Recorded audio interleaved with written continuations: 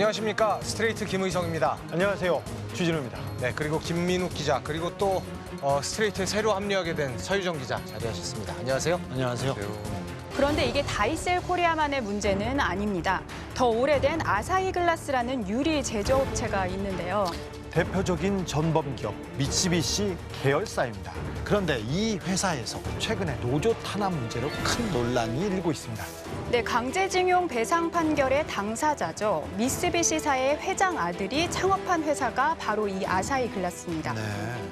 특히 한국전쟁으로 엄청난 특수를 누리면서 급성장했는데요. 그렇죠. 네, 당시 조선 동란, 즉 한국전쟁은 우리 경제에 있어서 신이 보낸 태풍이며 생각지도 못한 행운을 일으켰다는 기록을 남기기도 했습니다. 이 회사군요. 그러니까. 네, 그로부터 52년 만인 2004년 다시 한국으로 진출했습니다.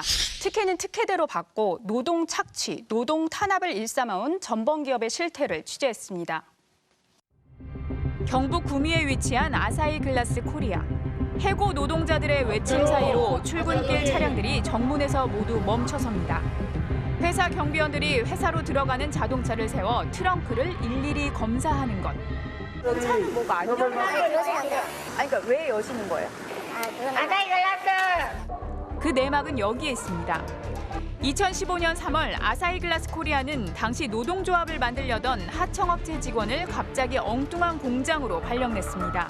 거기에 뭐 납땜 하는 회사예요. 저는 여기서 물류 담당했던 사람인데 납땜을 한 번도 한 적도 없고 급하게 이제 계약을 맺고 저를 근로 발령을 보내고 제 출근을 막아요.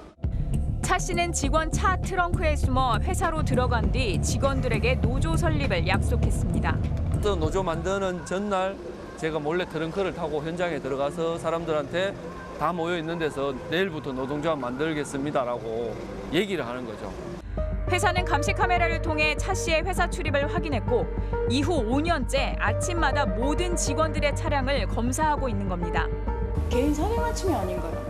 상대 충분히 이해를 해주고 있습니다. 그러니까 이해를 한다는 게 뭐 동의서를 따로 받으신 거예요? 서류상의 동의를 받지는 않았는데 설명을 했고 2004년 경북 구미에 들어온 아사히 글라스 코리아는 대표적인 전범 기업인 미쓰비시의 자회사입니다.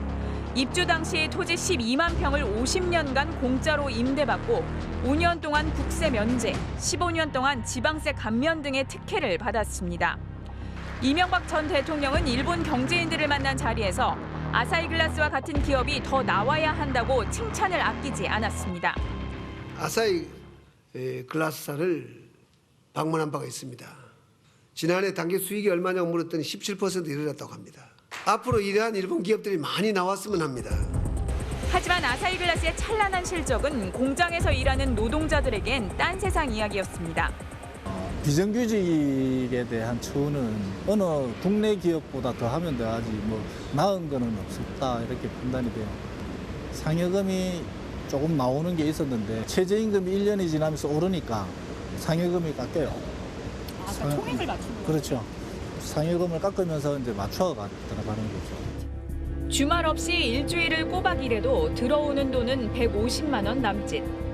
일과 상관없는 일로 모욕감을 주는 행동도 주저하지 않았다고 합니다. 화장실에 실내화가 있잖아요. 안전하에서 실내화를 갈아 신고 들어가서 소변을 보고 나와야 되는데 급하니까 그냥 안전화를 신고 들어가서 소변을 보려고 들어갔는데 정규직이 본 거죠. 니 왜 화장실에 그거 신고 들어갔냐 하면서 조끼를 입고 일해라 이렇게. 실제로 군기잡기죠, 군기잡기. 정규직은 그렇게 해도 조끼를 안 입어요? 그렇죠. 정규직 조끼 자체가 없어요. 이런 부당행위에 맞서 2015년 5월 하청업체 노동자들은 노동조합을 만들었습니다. 하지만 아사히 글라스 코리아는 한 달 뒤 하청업체와의 계약을 중도 해지하고 178명을 길거리로 내몰았습니다. 그리고선 이들을 감시하고 회사 출입을 막기 위해 경비 용역 100여 명을 고용했습니다. 스트레이트가 확인한 용역 비용 견적서를 보면 아사히 글라스는 이 업체에만 보름 동안 2억 3천여만 원을 지불했습니다. 그러니까 이제 뭐 그 나라에 노조만 깨면 뭐 그 돈 아까운 거 없대요. 아사히 글라스가 횡포에 가까운 방식으로 해고 노동자들을 괴롭히기도 했습니다. 아사히는 전범 기업, 노동조합 인정하라. 지난 6월 아사히 글라스 코리아 공장 진입 도로에 새겨진 구호입니다. 해고된 노동자들이 회사에 대화를 촉구하면서 도로에 레커로 쓴 겁니다. 그러자 아사히글라스 코리아 측은 글자를 지우는 대신 도로 전체를 갈아엎고 포장을 다시 하는 방식으로 대응했습니다. 그리고 해고 노동자 4명에게 5,200만 원을 물어내라고 압박했습니다. 직장을 잃고 돈벌이도 없는 해고 노동자들이 감당하기 힘든 돈입니다. 그 도로 자체를 갈아엎었습니다. 민법상 불법행위 손해배상 청구가 인정이 되려면은 위법한 가해행위가 있어야 됩니다. 정당한 노동조합 활동이었습니다. 결코 위법한 가해행위라고 볼 수가 없습니다. 악수를 많이 하셨어요. 저희 쪽에서는 또 회사 정문, 출입문이고 이런 고객들도 많이 이용하시는 회사이기 때문에 또 회사 이미지도 상당히 중요한 곳이고. 2년 전에는 대구지방고용노동청 구미지청이 사측의 불법 파견을 인정하고 해고자 전원에 대한 직접 고용을 지시했지만 회사는 이를 이행하지 않았습니다. 17억 8천만 원의 과태료도 내지 않고 버티고 있습니다. 불법 파견이 아니다라고 이제 사측에서 말씀을 하고 계신 거잖아요. 네네, 저희는 그렇게 불법한 게 아니라고 생각을 하고 있고 그 부분에서 판결이 진행 중에 있기 때문에 노동부의 판단에 대해서는 뭐 저희가 존중을 안 하는 건 아닌데 좀 판단을 좀 긴 기다림 끝에 마침내 지난 23일 내려진 불법 파견에 대한 1심 판결은 노조원들의 승리.